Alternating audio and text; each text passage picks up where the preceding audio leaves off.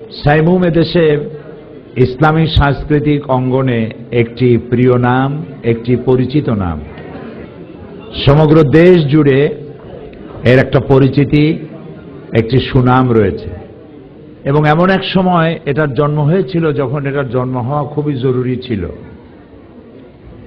সেখান থেকে নিয়ে হাঁটি হাঁটি পা পা করে এ পর্যন্ত সাইমুমের কত বছর কাটলো? 31 বছর পার হয়ে গিয়েছে এবং সারা দেশে এর সুনাম সুখ্যাতি ছড়িয়ে পড়েছে। আমরা বলি আলহামদুলিল্লাহ। সাইমুম হচ্ছে এক ঝোড়ো হাওয়া। মরুভূমিতে যে ঝোড়ো হাওয়া প্রবাহিত হয় এটাকে সাইমুম বলা হয়।